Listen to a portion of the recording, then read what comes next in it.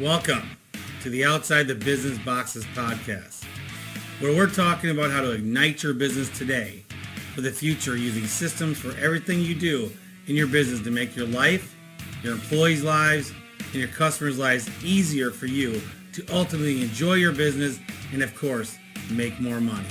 I'm your host, Chad Murray. On today's episode, we have a very special guest. It's Alan Rush. He is a sales expert trainer.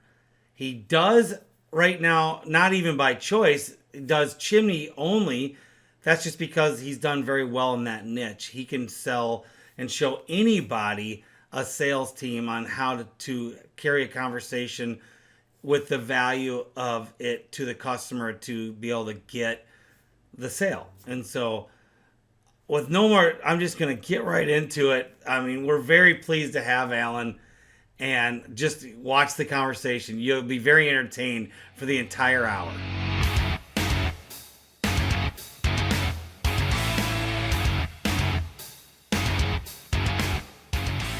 Okay, welcome everybody. Today we're graciously blessed with Alan Rush to be here. I got to know him a little bit last year. We convert on texting and stuff, and he is a chimney sales guy, but that's not his. It trains people in that. But he goes outside of chimney. He's not just chimney. He's just right now been fortunate enough to be able to be in that sector right now. But his sales techniques go to everybody. So Alan, how are you doing today? Good, man. Thanks for having me. I appreciate it. Oh yeah, you're welcome. And so I'm actually honored to have you. So it's really fun to listen and hear you talk. And so tell us a little bit about who you are, where you come from, and so everyone who's not in the chimney world can kind of get an idea of the value of why you're on here. Well, I born and raised in Kentucky for 20 years, went to UK and started my first business there.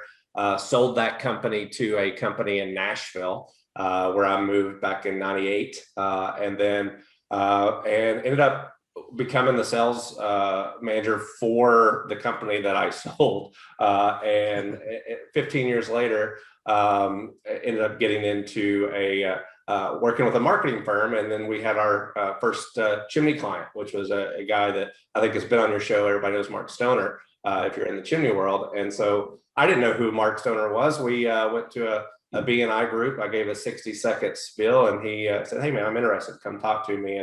And so the beginning of a beautiful relationship, I should say. So from there, the company I worked with was mainly a marketing firm, and so we worked with companies that to make the phone ring and to get more opportunities. And with the chimney industry, we realized that wasn't really a problem. And as we worked with more and more blue collar companies, we realized that getting the phone to ring or getting the opportunity wasn't always the problem. It was the conversion, right? It was either the ability to take the opportunity from the phone to get through the door, or it was the ability of once we got through the door to convert that into some sort of whatever our upsell, our contract, or our transaction was. And so that was already my specialty and what I started working with. And then, roughly 5 years ago, kind of went out on my own. And so I've been kind of doing that since. And so I have two companies. I have Rush Profits, which is in the field sales training, virtual sales training. And then we have a company called Surefire, which is basically an online training company for chimney sweeps. So it's really all encompassing technical and sales. Yeah, no, I just got a course that's coming out there. Yeah, that's right. Scripting and company. I think we're having you on our show this Tuesday, right? Yeah, I am. I actually tomorrow night I'm on the show, so I'm super excited to be there and to do that. And by the way, my company purchased Surefire, so awesome. We launched a couple weeks ago, and we're still in the middle of trying to figure out who, what, where, and all that with the courses and who's going to get it. Yep. And by the way, if anyone is in chimney, watch not just because I'm on tomorrow night, watch them all. I just started watching them about a month ago, or Mark, he might have taken a hiatus from doing them a little bit. I'm not sure. Well, we turned it into Surefire Live, which was a new show about 3 or 4 weeks ago. We wanted it to be about the industry, wanted it to be an interactive show that people could bring their live questions and challenges through the different times of the year. As you know, running a large chimney company yourself, the challenges you have in February and the challenges you have in March and the challenges you have in October are completely different. And so being able to address everything from, hiring and training and all the things that go around with the seasonality of that. Yeah, and I love it. I mean, I've watched every episode since he went live. You guys went live, and it's just, I mean, already I had my top sales guy download and transcribe you last week. I said, is that Cody? Cody did, yeah. Yeah, he actually has reached out to me a couple times, so that's cool. And so I went to the cabin this weekend, so I had a weekend at the cabin, and he wants to take his day. I mean, Cody's so great. He wants to take his day off and come to my house just to mirror me all day. That's awesome. Coaching and then learn how to sell a little bit better, because I did train him to sell. Yep. And so we have our process, and we'll kind of get into that right now. Our process is like probably your 1.0, Okay. and then where you would start someone with and then just go from there. And we do have a complete anatomy of a sale of the way I want to go through it. And it's all about the education. And it was really funny. And it was when I was listening to you last week, you had then kind of went through my anatomy of sale and says, yeah, we don't do this anymore. And I was like, all right. And then you just kept going. And it was just, I mean, you want to talk about blue collar gold. Blue collar gold was happening last week. If you're in the gym industry, you got to listen to Surefire last week if you have the opportunity. But and I'm here to extend that with Alan to start talking about that. I'm going to tell you a little story. I didn't want to tell you during our pre talk here. The kind of, and I'm not tooting my horn. I'm just going to tell you when I had problems 5 years ago with sales with my guys. And we weren't doing camera inspections. This is just 5 years ago. Yep. So we went 20 years with not doing camera inspections, and all visual. We were relining with the Parging gun, because that's what another chimney sweep had showed me to do. 10 years early. You want to talk about just a nightmare of what we really were at that time and beyond there of where we are now. I wouldn't say nightmare, but just the evolving of doing how much you've learned properly, right? And so back then when I had my issue, I called up Lindemans and then talked to Mike, Bodart, and I was just like, can I come fly up and just talk to you for a day? He was the only guy that I knew who to call. And he goes, well, we're actually having a thing here, for the next couple of days at that same time. Come to that, and then we'll spend a day together after that and all that. So we were losing. It started in April, and we were losing like 5,000 to 10,000 a week. We're not talking a month, a week. When you're a big company, you have the capability of losing 20K a week. Absolutely. And we were doing it. And I had gone through all the theft provisions to see if I had anyone stealing from me. And I really didn't at the time that I knew about. The guys were full, but we weren't getting the sales. There was a little later where we did find a couple guys that were kind of doing something behind our back, but that wasn't the real big issue at the time. And it was just killing me that I had good guys. I had 5 guys out selling, which we call educators, and they weren't paying the bills. Right. I mean, how can you be booked up for 3 weeks and these guys can't sell enough to pay your bills, which is unheard of. Right. And so went up to Bodart. He's like, well, you doing cameras? I go, no. He goes, you doing reports? I go, no.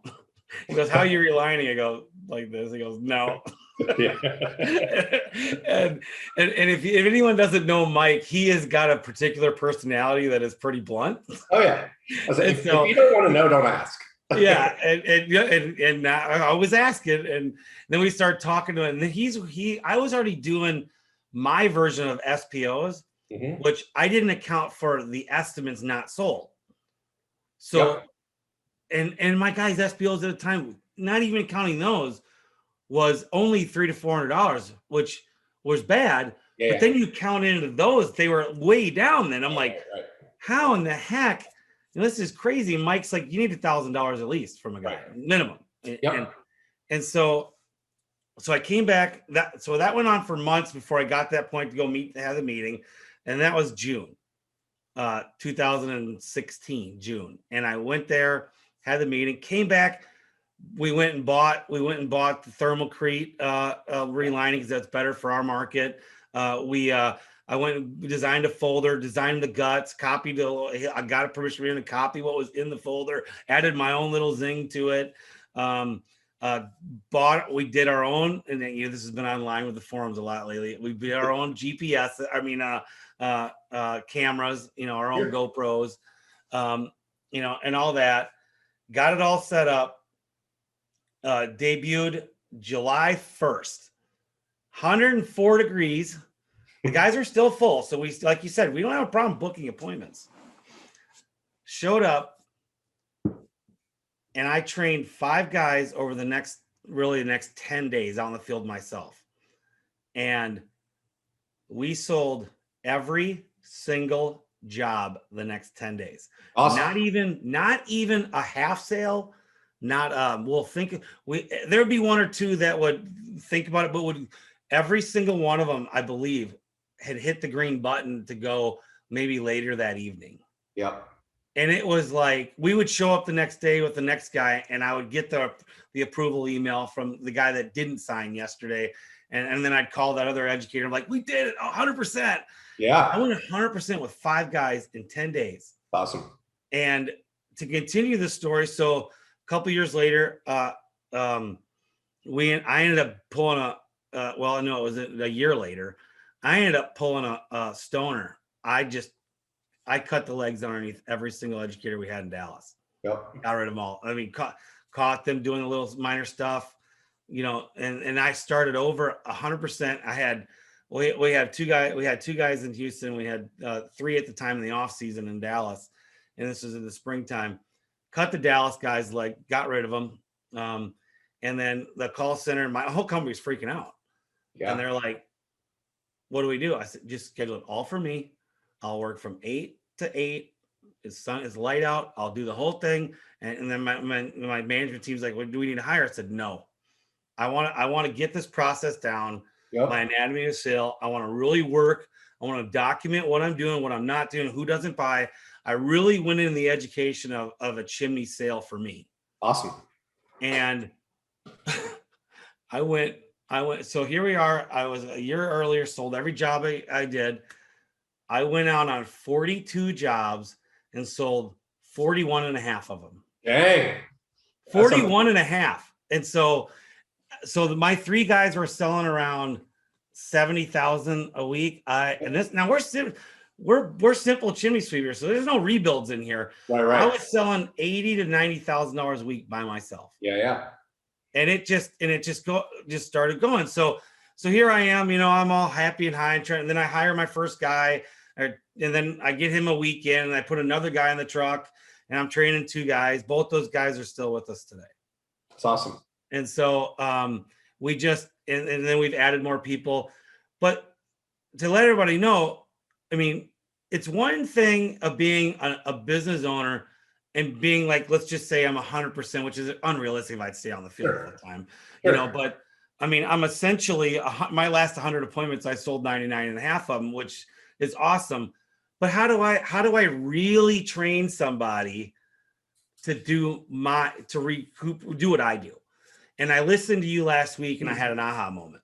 It's like, I don't do that. I didn't have to do that. There is a point where you got to have someone that has the it. I just have the it. So I can, I get hugs, I get steaks, I'll get a beer at the end of the day, and I don't ask for it, Right. That's just what happens at the end of the day, right? And so that's what happens. So I want to take this. I mean, I have talked too much. I just given you the story. That means I heard you last week, and there was just all these training missing links that you just kept throwing out there. And what I'd really like you to do is kind of go through your anatomy of a sale, without giving all your secrets away, but doing however you want to, kind of, how do you close the client, or, that kind of stuff. Well, a couple of things, right? So I don't believe there's any secrets in sales. I don't believe there's a secret sauce. I assure you that everything that I have packaged into my anatomy is something that I have either experienced or learned or read, or, there's thousands of sales books, right? I mean, at some point, something's been documented. I think what I have done is been able to take, the hundreds of different little tips, techniques, systems, processes, and and continually developed it and packaged it into a system that works for the vertical that I'm working in. One of the advantages of what I do is I'm in the field about, COVID was weird, but about 250 days a year, right? I'm literally in the field with a chimney guy in a truck, doing a chimney inspection, getting dirty, doing the sweep, doing all of that. So I've been able to fine tune a lot of things. Okay, well, that works really well. That not so much. You know what? That works great in the north, but that doesn't work in the south. And so just kind of, I'm able to create those little nuances, which make it, it's still being developed. I think one key part from your story that all your listeners should know, especially if they're a business owner, is that no one's going to do it as well as you do it, right? I mean, no one's going to have the heart, the passion, the knowledge, the desire, the owner credibility in itself. That, hey, when the owner comes out, man, that person's standing behind what they do. I would expect an owner to have a close rate that's higher than my technicians. I would expect. I have to interrupt just here real quick. Thing. So on that, when I was training guys, because I didn't want them to have that in their mind that Chad, the owner, is going to be like that. So when I would train, and I did this for years even before that, when I trained somebody, I never told someone I was the owner, to be a crutch to have help them sell, because I didn't want them to have an SBO of 500. And then of course I have an SBO of like 3,500, Right. But, and they're like, well, I could never be Chad. So I tell them on day one, watch, I will not tell them I'm the owner. Yep. And now after the approval, I might mention something, or if they do ask, I'm not going to lie. Sure. If they for some reason went deep on the website and found out that I was the owner, but I would never. I didn't want to crutch them while I was training to have that, and I developed that because I did train a guy one day, and it was part of my pitch. Yeah. That I am the owner and I'm training this guy, and then when he went out in the field, 2 months later, he's like, well, you're the owner. Right. That's a great point. And he was right. Well, and you said something else that was really important, that you have the it factor, right? I mean, the part of sales that you can't train is personality, right? No matter how much you want to try to train personality, it's not trainable. At least I've not found an effective way to train personality.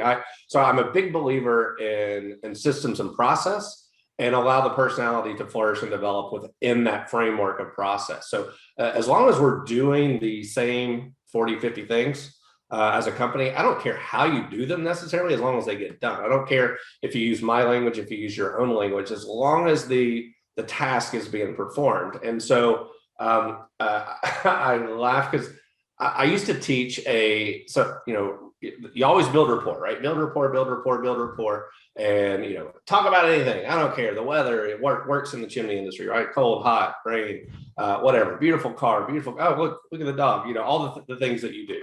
And I realized that that's just not something that some people are capable of doing.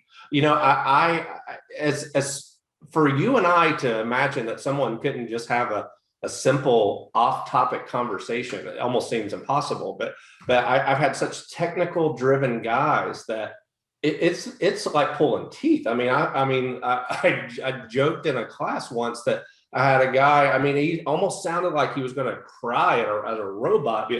So how is the weather? And it was just like, oh my God, all right, dude, stop! Don't do that. I've hired that guy. I've hired that guy. Yeah. So the point is, I truly believe if you could put a number on it, personality, the it factor, the natural conversationalist, the person who has intrinsic understanding of what's important to a customer. I believe that's over half of sales. And I believe that's the part that you can't teach. So whenever I look at hiring and helping companies like you do, like who do we bring in? Personality is one of the main things that I am looking for. Are they a people person? Right? Which is in our business is the exact opposite of who you tend to hire, because we're hiring people with technical ability that are willing to get up on roofs and heights and get dirty and have maybe a construction background, and those are typically not the people. So it's almost when I say step one is, do we have the right mold to develop? And if you don't, it's okay. Just know that you're not going to change that person to do everything the way that you do it. And I've had very successful technical salespeople. I've had people that can talk a code book, Jim number, Brewer. according to the NFPA 211, 7.2, and you're like, Yeah. but that works for them because that's who they are, right? I could never sell that way. So the point of all that is when you talk about the anatomy of a sell is yes, there's certain things that I want each guy to do, but how they do them and how they say them, I want to be within their genuine personality. Otherwise, it comes off as a script. I actually have I came up with a system to try to make people be personal, and because it's part of my sale. It's and I came up with what I call it. You got to be me. You got to be master services, but we want you to be you. And we call it when you leave a client, and we do this when we're trying to start this now actually, and we want our sales guys to make sure that when they leave the appointment, that they've had a conversation with the client at some point in time outside of the fireplace and chimney. Sure. So I tell them they must leave knowing three things about you, because when you get to know me and I walk into a house and it's just because I'm just being me.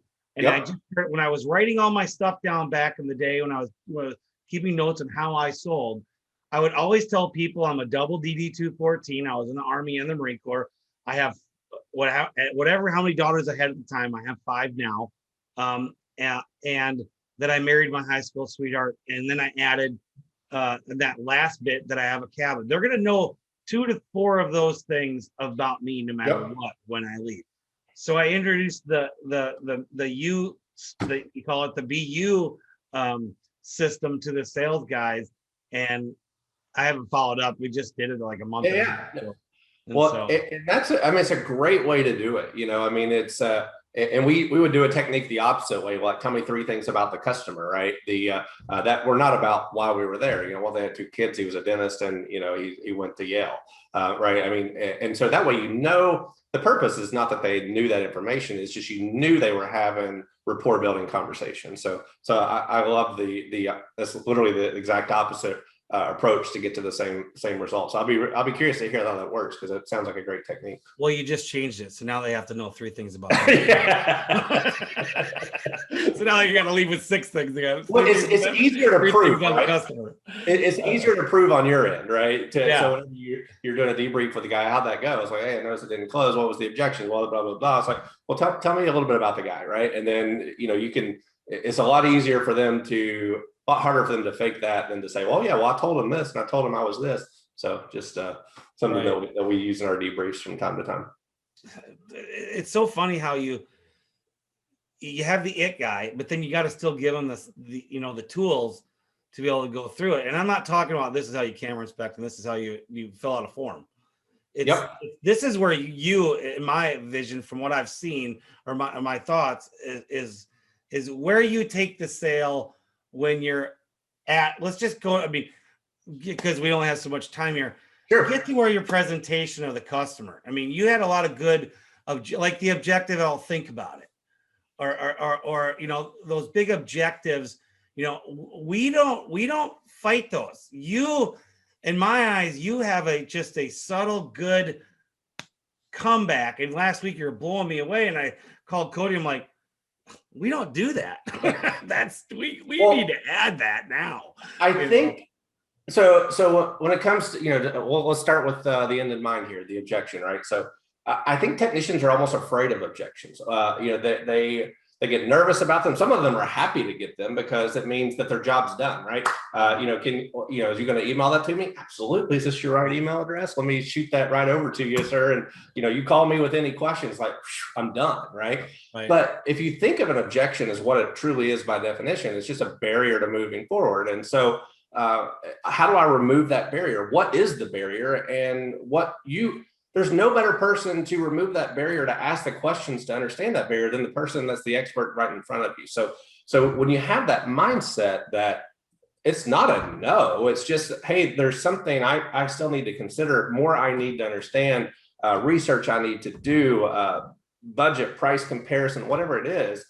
Once you have that mindset that totally get it, that's a valid concern, I've been married 20 some years. I'm going to definitely make this large decision with my wife as well. Let's make it together, right? What are the questions? Let's bring her in, whatever those things may be. And then the key is to get the objection, right? People like the one I just used is, can you email that to me? That's not an objection, right? So if someone says, can you email that to me? A lot of people allow that to stop the sale. But the reality is we don't know anything about where their mindset is, right? Is it more than they thought? Is it, they're going to talk to their spouse? Is it they're getting another bid? So when someone says, can you email that to me? Absolutely. Of course, everything that I've went over with the report, the photos, the recommendations, you're going to get a copy of all that. What are we thinking so far? Right. And just put it back into their court. Well, I'm thinking, it's a little bit more than I was prepared to spend today. Okay, great. What were we thinking we were going to spend today? Right. Just keep the conversation going. If I'm at 5,000 there and 1,000, I've got a problem, right? If I'm at 5,000 there, well, we did have another company come in, they were about 4,000. So you're about 1,000 more. Okay, great. I'm in the game now, baby. This is my butter zone. I can make up 1,000 like that. You have to, typically we're not always the cheapest guy, but certainly for the level of service that we do, we're always in line. So if someone's a grand lower, I'd love to make sure we're talking apples to apples. I would love to make sure that we're given the same standing behind it with the same warranties, whatever that may be. Try to get a copy of that proposal, right? And these are things that most guys that are new to it are just not comfortable having the confidence to have that conversation. So when you can just look at it that, great, you're not saying yes because, then I just keep going through it. And the thing I talked about on Surefire Live is I came up with this, 20 some years ago, and I still use it for every company that I use is if I say to you, Mary had a little, there's nothing on any of your audience's minds except for lamb, right? Like that's wolf. No, no one's saying wolf. No one's saying dog. No one's saying rabbit, right? It's lamb. And it's because it's the only thing that makes sense in that phrase.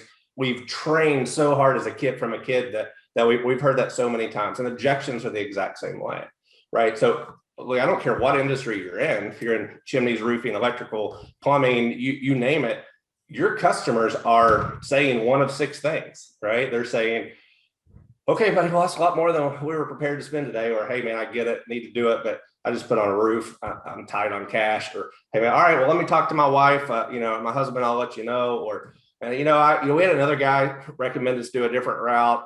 There's only so many things that they can say. And if you are not absolutely prepared and confident to say when they say A, you say B, then you're not prepared for that call yet. And so those are the lambs. When someone says that's more than I expected, oh wow, okay, well, what were you expecting it to be? That's my lamb, right? I know immediately, am I in the game or am I not, right? If someone was expecting it to be 1,000 and I'm 5,000, I screwed up so royally in this process to make them think this was only $1,000 worth of value. I've got to go back into my sales call and say, okay, where do I fix this, right, for the next time? And that's the key is that most technicians, most technical minded people, they look at it as a fix it. I can fix it. I found the problem. Here's what's wrong. Here's what we do. And here's your proposal. And they're not necessarily looking at it from how the customer perceives that. And so at the end of the call, if you've looked at it from an inspection standpoint, they did their job, right? I found the problem, I wrote the report, and I proposed it. But if they look at that from a sales process standpoint, they found the problem, they didn't relate it to the customer, they didn't close it. Why? And so what are those debrief things that you're doing at the end of the day or end of the call to say, you know what, when I come up to that type of customer again, or I get that objection again, here's what I'm going to do differently, or here's what I'm going to do earlier in the call differently to not even get that objection. We always say the best objection you ever get is the one that never happens. So the objection prevention, right? So that's why I work a lot with guys, because you leave the appointment, most technicians' mindsets, I got 2-3 more today. If that one closes, great, but hey, the company's going to keep feeding me. I'll just keep going out and doing my thing. And they never think about that customer again, whether that's from how can I improve, or maybe I need to make a follow-up call, or whatever the case may be. So that's kind of beginning with the end in mind. But from a big picture process anatomy standpoint, I think one of the biggest weaknesses that I see in technicians are exactly what we just said. They're technicians. right? They go in there, they diagnose, and they do not take the time to get to know the customer, ask the questions as to why they're there. I always make the joke with the chimney guys is that I assure you, no one randomly just woke up and decided to, hey, let's call a chimney sweep today. Let's just have them out. It'd be fun. It's maybe they'll sing and wear a top hat. No one does that. There is some specific reason they've asked you into their door, and it's your job to figure out what that is. And whatever that thing is what you are selling. Doesn't matter the products that you use to sell it. The thing that they wanted you in the door for is what you're selling. And you can only find that by asking questions. We talked about on Surefire Live, a technician can go into an empty house. He can do a great inspection. He can do a report, and he can do photos, and he can do a proposal without ever talking to a customer. So if that's the case, then why we ask questions is very simple. It's to make the sell, it's to make it relatable to the customer. It's to make it the importance and the why of why we're there versus the what of what we're there. And so I think that's probably one of the biggest weaknesses is involving the customer, asking questions, understanding why we ask the questions that we ask, and using the answers to the questions to sell at the end of the customer. I always make the point of, if you're going to ask a question and you don't care what the answer is because your proposal or your talk at the end is going to be the exact same as if you never asked it, then don't ask it. Right. You're just filling time. The purpose of asking questions is to navigate to what the customer wants. There's a big difference if a customer is leaving next year or if this is their forever home in my solution. And even if my solution is the same, my presentation is going to be different. I may sell the exact same thing to a forever home person to a one-year person, but my language is going to change from, well, since you're leaving next year, we decided this, right? Or since this is your forever home, right? We want to make sure this. And so when they hear that, it's like, this guy listens, he's taking care of me. This is a customized solution for what my needs are. And I think most technicians miss that part of it.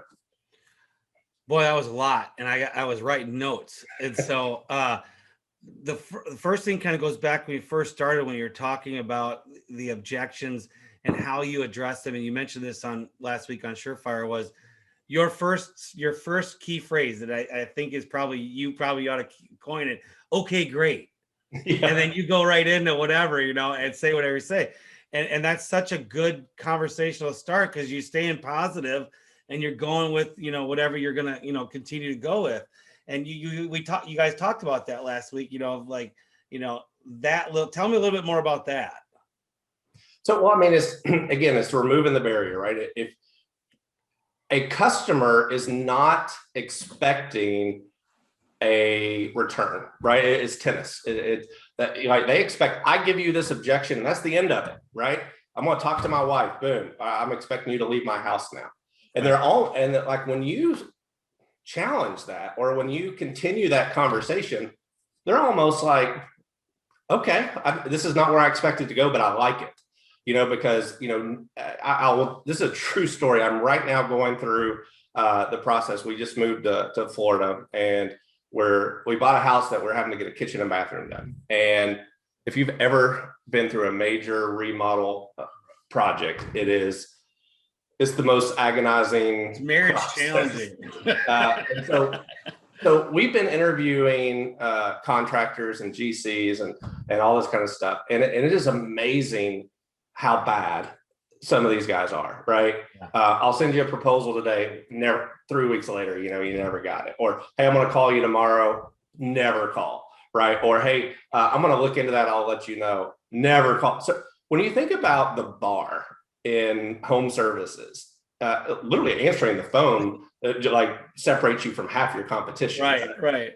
Showing up at the day, and even within a couple of hours of when you said you were going to show up, this company's amazing. Yeah.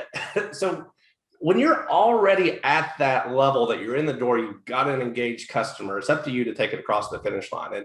And if you have the attitude, not in an arrogance way, but in a confident way, that, look, you called me for a very specific reason. You called because you said you wanted this. And in order to get what you want, here's what needs to happen. So now that you're telling me that you need to think about it, that means that I either one, I'm not giving you all the information you need to get there, or there's something that happened that you weren't expecting, more money, a bigger project than you thought. And so while I'm standing right here in front of you, let's talk about those things so that, again, if whether you do business with me or not is fine, but I want to make sure you have all the information you need in order to make an informed decision.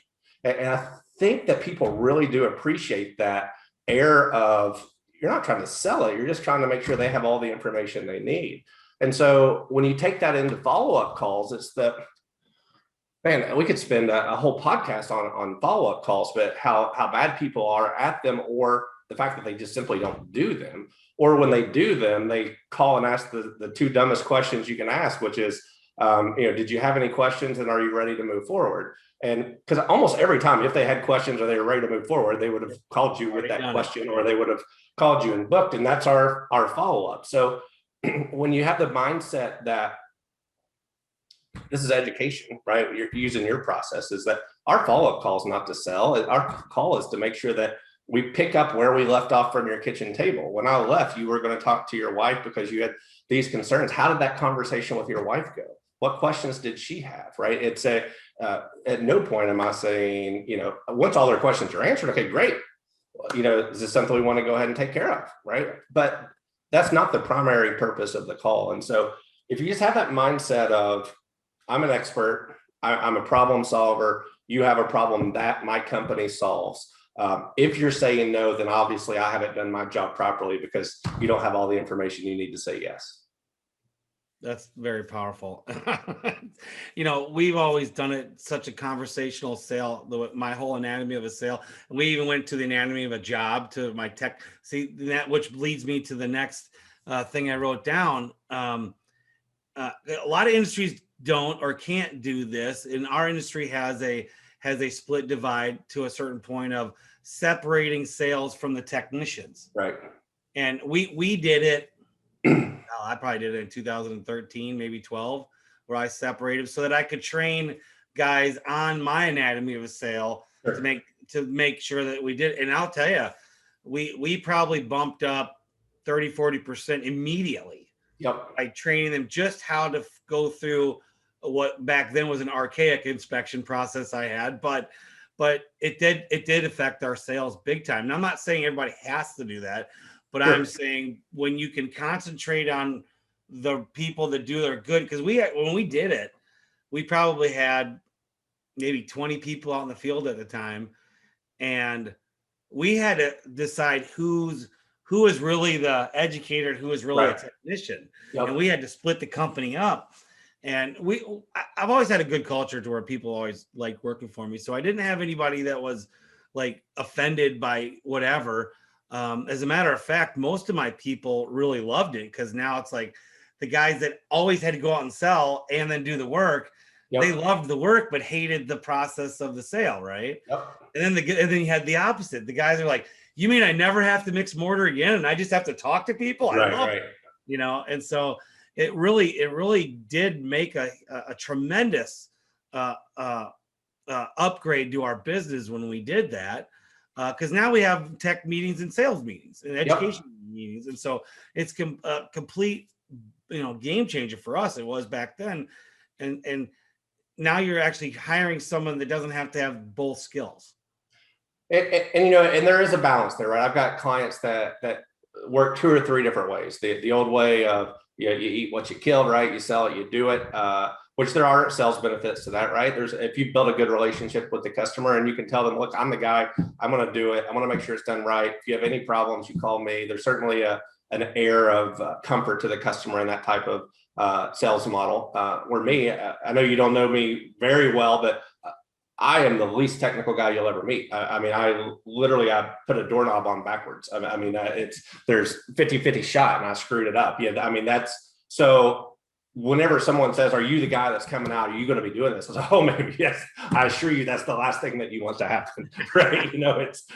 We have very trained specialists and experts that do this every single day, and they're going to do a great job, but I am still your guy. Right. If you have any questions, you call me. And there's certainly, that I prefer, if I have a rock star sales guy, I want them doing nothing but selling. One of our mutual clients, they have a guy that is an excellent sales guy, but he loves the work, right? So you got to find that balance of, if this guy was, even though he's probably one of their best sales guys, if he doesn't get his hands dirty every once in a while, he starts going stir crazy. So even though that is the best role for him in the company, there is you got to find that balance as to employee happiness and all those kind of things. So generally speaking, I find one good sales guy should keep 2 to 2.5 crews busy. So, if you're kind of selling at the level that you need to sell, if you've got 5 sales guys, I would fully expect they would have 10 to 13 trucks and be doing the work. And if you scale that way with a rock star, man, it's awesome. But if you throttle that guy by, and have him doing the work himself, then not, when you think about it, you've lost 1 to 1.5 times production, because he's doing the work that another crew could have done. So you got to look at it at all angles, but certainly I agree, and I recommend the model that you're doing if someone were to ask me. Right before I went in the Corps, I got hired to do door-to-door insurance sales. Oh, God, that sounds terrible. Oh, it was. But here's the greatest thing. They send you to Chicago for 2 weeks of sales training, and then 1 week, 2 weeks to get your license to go past the test, and then 1 week of just sales, learning the script and the rebuttals and all that kind of stuff. And I came back, and we had an office of 18 people. I came back my first week out of there and sold more than all other 17 people. Nice. But it was such a hard, it was the door knock. Yeah. We were selling Aflac as a competitor to Aflac. So we were selling disability and accidental. And I did it for 6 months. And you'd get a route to renew people, and then you had to go get referrals from them and knock on everyone's neighbors. Yep. So all these places this was in Wisconsin, they would all be beat to death by this company every 6 months, right? Yep. And people knocking. And so when I showed up, and my sales managers was like, "How are you doing this?" I go, I stopped, because they wanted you to wear a tie and a nice shirt. And I said, "I just wear whatever the hell I want. I dress okay. Right. I wear whatever the hell I want." I'm talking to a lot of farmers. Yep. I said, farmers don't want to see a guy walking up their driveway with a suit and tie and a briefcase. That's the last thing they want to talk about. 100%. So I would wear just sometimes even a t-shirt and jeans, and I'd show up, and I didn't have my little briefcase thing. I started talking to them. I can't tell you how many times I walked in a milk houses, barns, and just literally, so they go, "Hey, who are you?" Say, "Hey," and just started having a conversation. Next thing you know, we had that insurance and canceled it. And I said, "Well, what happened?" "Well, it wasn't paying off, and then we really wish we had an accident." And I'm like, "Okay." Well, and I'd get right down there with him as he wasn't doing this. Yeah. They were doing the machines and stuff, and I just stay right with him and talk to him. And next thing you know, I'd be writing up. We call them giants. I'd be writing up giants left and right, and it was so funny. So this is why I lead to this point. I have not heard you yet, and I haven't listened to all your podcasts yet, and I haven't saw. Do you ever work on body language? Sure. Yeah. There is a class on Surefire on that. To your point real quick, at one point I had a job where I was making 60 to 80 cold calls on the phone a day. Right. So you want to talk about hell. That's a bunch to the second most telemarketed product next to cleaning products and cleaning services in the world. We were selling printers, supplies, and copiers and things of that nature. And you talk about something that no one wanted to have a conversation on, and something that everybody already had their pre-planned of, "Oh yeah, we're in a 5-year lease, call us back in 4 years," or, "Oh yeah, no, we already got someone that handles it." And you've got 5 seconds to get past that. And look, here's the deal. I don't want to make this call. You don't want to do it. Your job is to keep me from talking to the guy that I need to talk to. We're on the same page here, right? But let me, and kind of just stop it long enough to okay, he got past my initial, call me in 4 years and have a conversation. So that's that kind of it thing that you're talking about. But as far as body language, with chimneys, we teach the basics, right? It is, what are their eyes doing? What are their feet doing? What's their language doing, right? What's the speed of their voice? So it's when they're in their chair. You probably don't know this about me. I used to be a professional poker player. And so a lot of tells that in poker apply in sales as well, leaning in, leaning out, those types of things, eye contact, disinterest, all those things, we would teach to someone to pay attention to. So I'm certainly not a tells expert. I'm certainly not a body language expert, but I know enough to change the subject if I'm getting a bunch of right, okay, all right, time to move to something different because this is hitting deaf ears. And I think a lot of guys are going to give that same exact report, that same exact proposal to every single person the same way, and not be able to recognize that, that I can do the same proposal in 3 minutes or 20 minutes based on if this guy's giving me the yeah, get on with it, versus I'm ready to do this, let's go, versus no, I need you to massage this a little bit, right? So I think those are very important things to observe. What we did, it was the only body language that they worked on was the McCabe knob. Have you ever heard of the McCabe knob? Yes. And I'll tell you, I used to do it all the time to anybody I wanted a yes out of. You just start nodding as you're talking. Yep. And you will see them start doing this. You can't say no. Yeah. You can't say yeah. It's all the same thing, right? And it's I always have fun with people when I'm when I'm training them. I said, if you see them nodding with me, I need you to give me a signal because I may miss it. Yeah. I said, I would tell guys that they're behind me to pinch me somewhere, not okay, I see it, or do something. And I was about 60 to 70% on getting everyone to nod. Yeah, that's awesome. You don't do it little, you do it big as you're talking, and you'll just see it's like music. They just start doing it. Absolutely. And then you go for the kill. This is what we wanted to do, right? And this is what we wanted. And when you start using that ownership language along with that head nod, when we do this, or when my guys come out and do this part of it, we are going to be doing that, right? They're like in their mind, they're like, did I already say yes? Like what is like, what is happening here? Oh yeah, of course we're doing it. I love sales. I mean, that's one of the reasons why I've stayed so well in Chinmeads, because it just to me, it's so easy. It's not that, I mean, I probably could be a great car salesman. I could, I've already proved I could do insurance. I'm good at it, but it really does come down to the fact that I'm good at it just because I love talking to people. Right. And I love solving their problem. Yep. I mean, one of the industry things that we do we are generally with one of our distributors, we've been told we sell more gas logs than most people in the South. And so, I mean, we sell 2 to 2.5 trucks a year of gas logs. Yep. So, one of the reasons we don't make that much money on gas logs. And so it's all about everything else around it. Right. And we've discussed on not doing them anymore because it's such a nightmare on the inventory. And, if you have a bad year, you're stuck with a truck sitting there, you still got to pay for. Yep.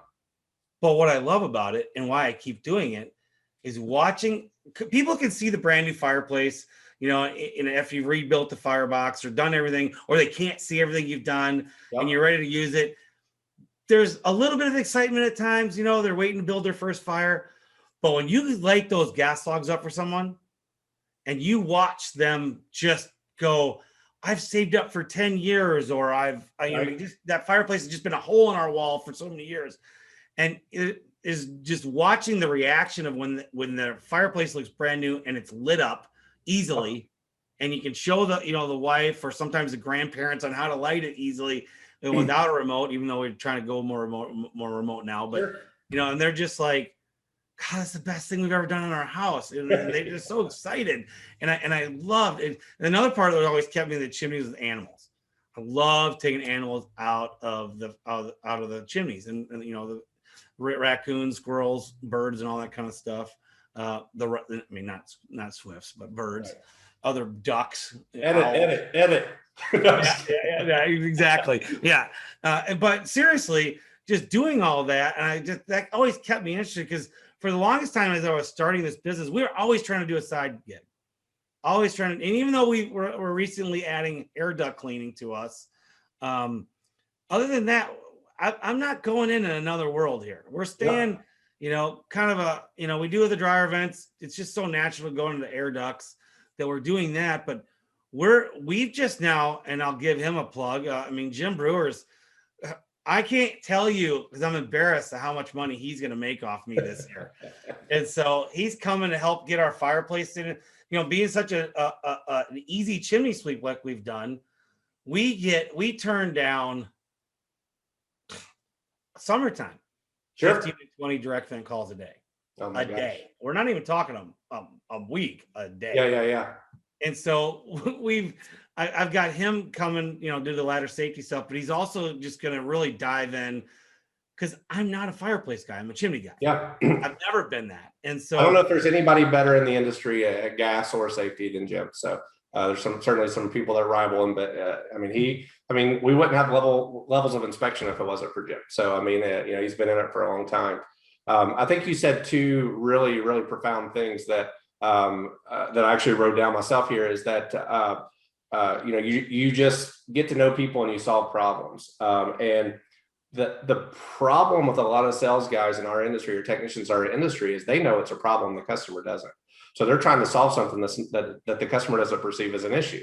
How many times have we, well, I just won't use it, or it's been like that for 30 years, or whatever, right? And that's grandfathered, I'm sure.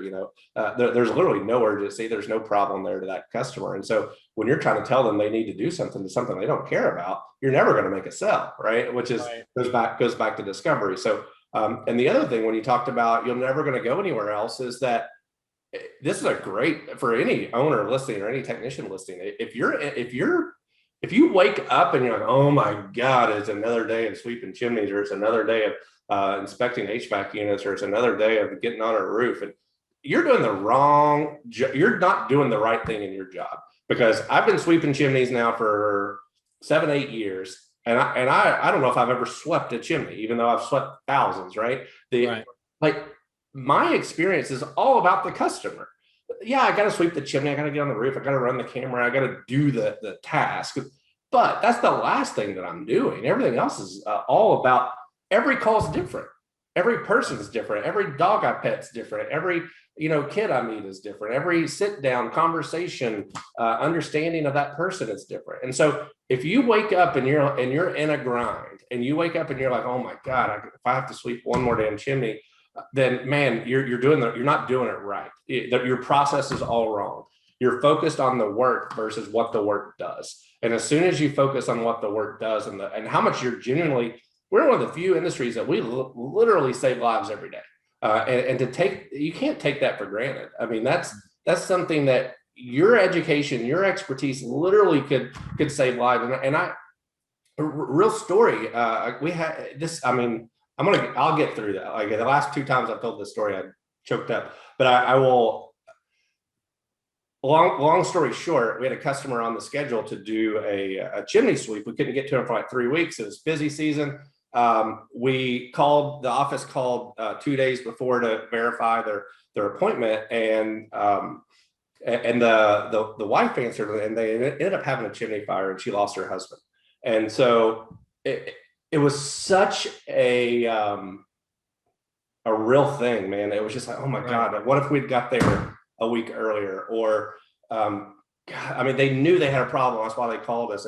And there was such a guilt with that company, even though it's not anything they could have prevented. It was what it was. But it really hit home how in the chimney industry specifically, there's a lot of liability. There's a lot of really good things that we're doing, and if that comes across in your presentation, in your talk with the customer, that look, I'm not the chimney police here, but let's talk about what's really going on and why you absolutely do not want to use this, or why this is a problem and what happens, what risks we're taking.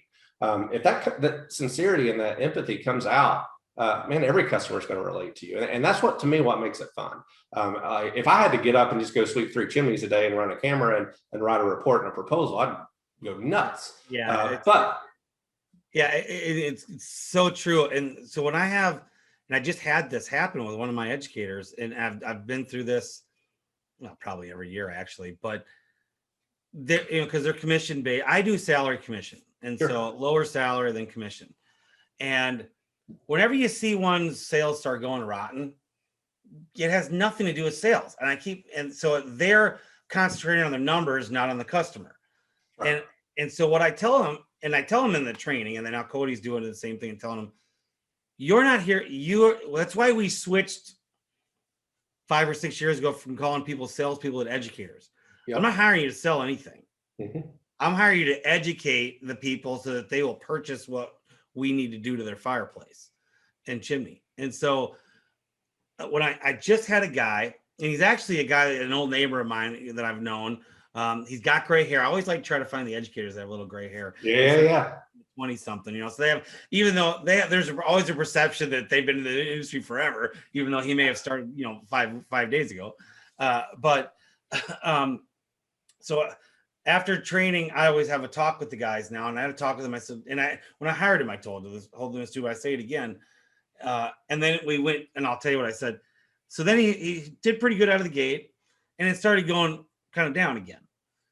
And so I called him up, and my people just don't hear from me very much. I mean, I've got the management team, but he's a friend of mine. So I called, and I would do this actually with anybody. If I see their numbers going down and they're good people, maybe whatever. So I called them up, and I said, hey, what's going on? I've been looking at some of your reports, they look good. Reports do look good. So, I see, but I see that your numbers are down a little bit.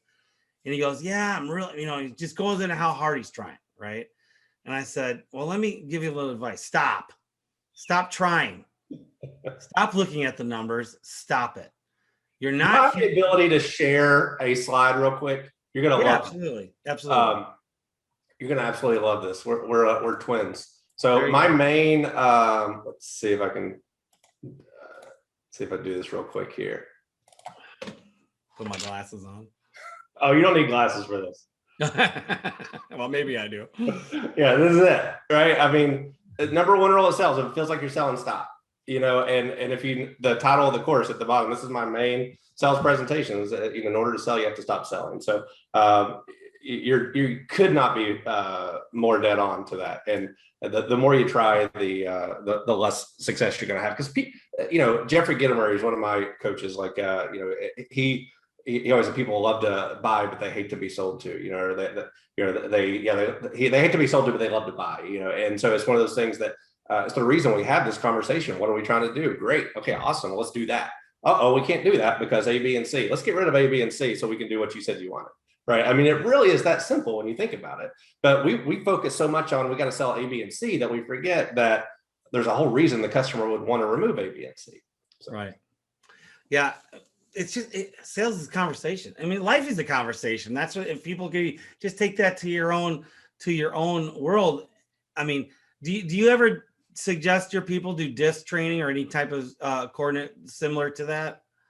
I used to do some personality assessments. I certainly think there's value in DISC. There's I don't know how long you've been doing the Heat Shield Summits, but there's some different assessments that John Meredith and his groups recommend as well. But I certainly think there's value in that, but it's more for positioning or training than for necessarily hiring. I think a lot of people use that for hiring more than exactly what we talked about earlier. 50% personality, 50% process. I believe that I can train enough, but I have to have to know if they're even right for that position, I guess. Yeah, it's more office / inner workings of the company. Admin all day, absolutely. Sales, I mean, absolutely. I mean, so management to people is kind of more how I use it. I don't use it in the sales process. Okay, good. Yeah, we're on the same pace then. I was curious if you did, because I will say this really quick. When you start having conversations with people and you start to recognize who you are and who they are, and that's where it comes to the sales, because you may show up to somebody and like, I'm a DI. I'm more of a D than I am an I. Yep. And if you can recognize really quick that you've got a C or an SC, which an S is like someone who just wants to help, but they need validation. Yeah. And then a C is kind of like your Spockish, like you could say anything to them you want, as long as you tell them everything they need to know. The code people, they got to know it and why and all that. Yep. And so you don't go to light conversation with them, heavy on all the data. And then when it comes to the S people, SI people, it's just like more fun. Just give me some validation, make me feel good, And then if you're a D, you're kind of like, I don't give a hoot about all this stuff. I just get it, And so, and you can figure that sometimes on who you're selling too, right? I mean, all the the personality types of if I know I've got a do-it-yourselfer, or I've got a dude that's already told me 10 other things about how he got up on his roof and spent 2 hours doing something, I'm like, all right, I got to give this guy something. Right. That's going into my presentation, right? That's like, man, when it comes to codes and standards and venting, there's a lot of stuff we just want to make sure is right. So we'd like to take care of that for you, to make sure that one, it's done to today's codes and standards, and that we know it's done right. We can stand behind it, warranty it. But man, if I'm reading you right, you're a pretty handy guy. You got the woodshed, you got some tools, dude. If you can take care of this, it's going to save you like $700, right? Whatever it is, pressure washing. I don't care whatever it is. But when you listen and give, and because otherwise they're going to do it on the back end, right? Or they're going to question your value. It's like, oh my God, you want me to pay $700 for that? I can do that. So when you reverse that and put them into a position of, oh yeah, I can save my family some money, and I can do that, and I like to do that, man. But you have to be able to read that. Otherwise, you just miss some opportunities, or it goes back to objection prevention, right? There's certain people that I know, if I propose this thing to, I'm going to get this objection. So why even do it? So I'm going to present it I still have to present it. So I got to present it in a way that makes sense to them. Alan, it's not that our time is up, but we could talk forever, I think. Oh, for sure. Get two sales guys on a podcast.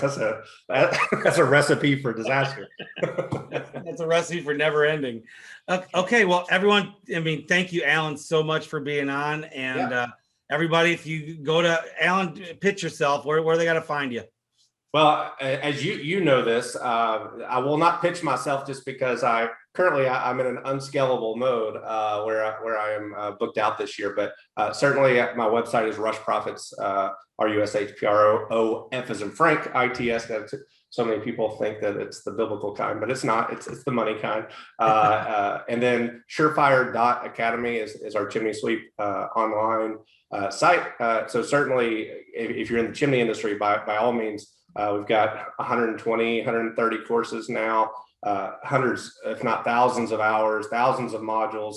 We have over 40 instructors, including the industry's best. So we're partnered with the Chimney Safety Institute of America. So if you need CEUs, need training, need education, NFI, CSIA, certainly it's a great site. So, but as far as me personally goes, I always take a call, or really a text or an email. So Alan at Rush Profits, ALAN. Even if I can't work with your company, if you just got a question, I do like to help. So. And is your podcast on your website easy to find? So I don't have a podcast. I do a lot with, I guess Surefire Live has one. And that's on, if you go to Facebook, Surefire Training Academy, you can follow it there. We stream it live to YouTube as well. So you can follow us on YouTube. It's every Tuesday, 7 p.m. Eastern time. Okay. Well, Alan, I appreciate it. We will have you on again for sure, if you'll allow us to. You bet, man. Appreciate you very much. Thanks for having me. All right.